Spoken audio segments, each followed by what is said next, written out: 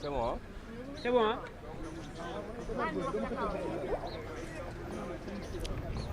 Ne vous inquiétez pas.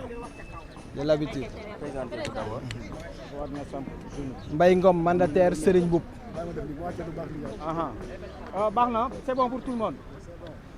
waaw présentez s'il vous plaît. Mbaye Ngom, mandataire Serigne Mboup. D'accord. Voilà Serigne Mboup Serigne Mbaye lan nga jot a jëli fi nga xam ne moom mooy conséquence. waaw tey di sant yàlla xam ngeen ni njëkkoon nañu déposé suñu dossier de parrainage yi déposé woon le maximum muy 58 975 ci 58 000 yi ñu amoon ci 27 000 yoo xam ne dafa nekkoon ay doublons externes ñu validé woon ci 31 752 amoon uniquement 116 rejets li ñu may chance tey mooy bëriwuñu woon ay rejet yàlla def ñu andiwaat tey 26 531 parrain ci 26 000 yi bu ñu ko contrôlé gis nañ ni 21 000 yëpp baax na donc 21 000 et quelques plus 31 000 et quelques ñu njëkkoon validé mu nekk 53 000 yoo xam ne parrain validé nañ ko te ñu ngi ñu doon laaj 44 000 donc dépassé nañ plus de 9 000 parrains yoo xamante ne c'est validé aujourd'hui le parrainage de Serigne Mboup yàlla def na ci jàmm alhamdulilah validé nañ ko validé nañ aussi 10 régions bu njëkkoon ñu ngi validé woon 6 régions tey bi ñu dugalaate am na yeneen 4 régions yoo xam ne validé nañ ko muy Kaffrine ci la bokk Fatick ci la bokk Kolda ak Kédougou yàlla def dañu puiser woon ci suñu réserve tey mën nañ ni 7 régions ñu doon laaj dépassé nañ ko ñu ngi am 10 régions. ndax da nga bokk ci mandataires yi ŋàññi système parrainage bi. bon système de parrainage bi am na ñu koy ŋàññi am na ñu ko dul ŋàññi bon c'est compliqué pour tout le monde parce que soo xoolee. ñun bi njëkkee déposé 116 rejets la ñu amoon donc mën nañ ni su fekkoonte ni jiitu nañu suñu parrainage day jàll dès le début donc contrôle bi awma ci problème tirage bi tenter chance la lu toll nii élection présidentielle ñu dem ci tirage je pense war nañ mën a xoolaat ce système de tirage mais parrainage moom ça se fait ci àdduna bi yëpp dañ koy def donc parrainage pour man dañ ko war a def pour quand même au moins sélectionner les candidats mais système bi la ñu war a xoolaat.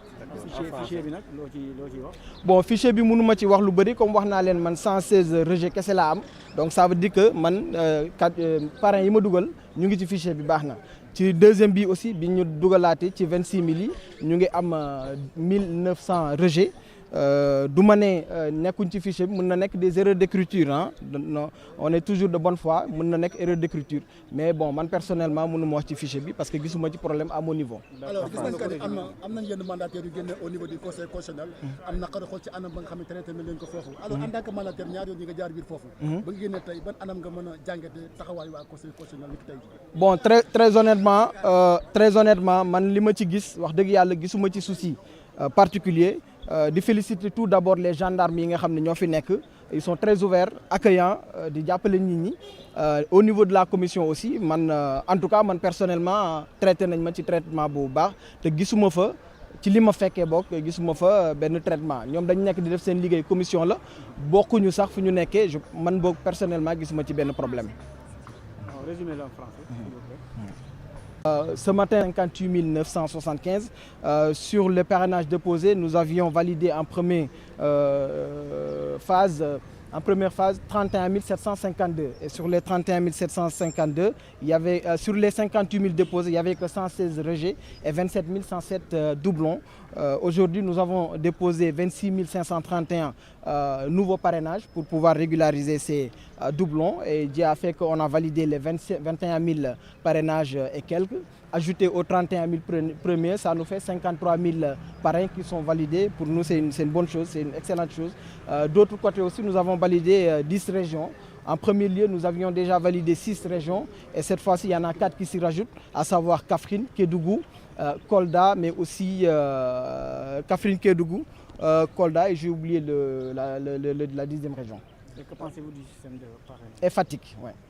Le système de parrainage, nous personnellement, on n'a pas de problème particulier là-dessus. Surtout, ce qu'on peut souligner, c'est juste le système qu'on le fait, surtout le tirage à l'élection présidentielle, qui est quand même la magistrature suprême, et de partir sur du tirage. Pour nous, il faudra revoir le système, peut-être faire le tirage en amont avant de déposer ou autre chose.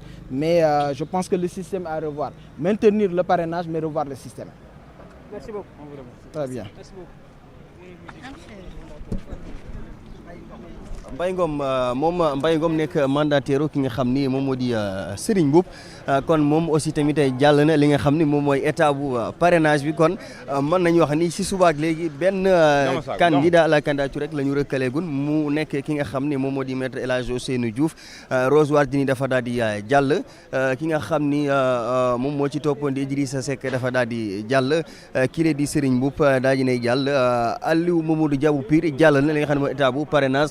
kon jamono ji ni kii di Pape Djibril Fall PDF les serviteurs la ñu war a càmbar li nga xam ni moom moo di son dossier de candidat à la candidature sànq ñi ngi leen doon jàngal moom Thierno Alassane Sall ni ki tey ji daal dinay déposé kon benn daal dinay déposé auprès du Conseil constitutionnel des réclamations et un recours ce dernier visait à constater la rupture d'égalité des candidats invités à régulariser la liste de leur parrainage pour cause de doublon. En effet, en fixant à l'ensemble des candidats concernés par ce second tour le même jour, le lundi 8 janvier 2024, pour régulariser les doublons constatés dans leur liste de parrainage, le Conseil constitutionnel rompt de façon flagrante l'égalité entre les candidats. Ainsi, les premiers contrôles ayant été effectués le samedi 30 décembre 2023, les candidats de cette première lot ont eu 8 jours pour préparer la régularisation, tandis que ceux qui ont subi le contrôle en dernier lieu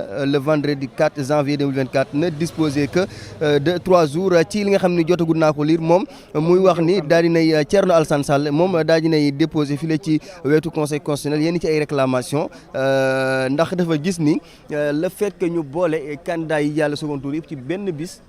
loolu dañu respecté lu jëm ci wàllu yamale gi ndaxte ñi nga xam ne ñoom ñoo njëkkoon a jàll état bu parrainage bi ñoom ñoo ëppale ay fan yoo xam ni am nañu ko pour préparer second tour bi ak ñi nga xam ni ñoom ñoo mujjee jàll. parce que boo njëkkee jàll ki nga xam ni dafa ñëw 2 jours après da nga am 2 jours d'avance ci moom pour mën a préparer li nga xam ne moo di sa état bu second tour kon moom dafa jàppoon ni vraiment ni ñu respecté ordre de passage bi noonu la ñu waroon a respecté benn par benn ñi nga xam ñoo njëkkoon a jàll ñu jàppal leen seen jour bopp ñi si topp ñu jàppal leen seen jour bopp ainsi de suite ba ñëpp yem au même pied lone la ko daal di xamle moom mi nga xam ni moom moo di Thierno Alassane Sall mu ni en dépit de cette rupture d'égalité flagrante du fait du seul Conseil constitutionnel, ce dernier passe outre le droit naturel de disposer d'un recours et poursuit en faisant fi des réclamations et recours disposés. L'un des piliers essentiels d'une saine et transparente compétition est violé au vu et au su de tout. Il n'est pas nécessaire d'être un juriste pour s'en apercevoir.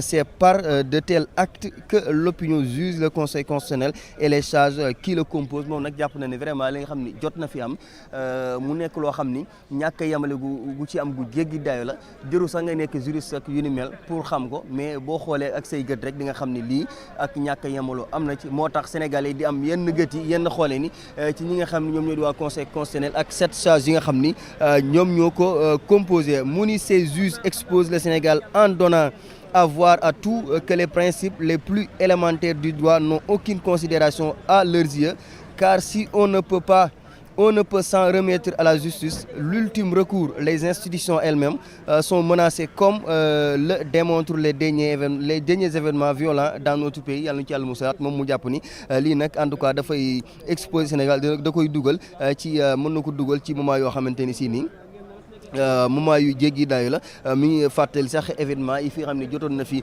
jaar fii la nga xam ni moom moo di ci réewub Sénégal moom nag moom Thierno Alassane Sall kon moom moo daal di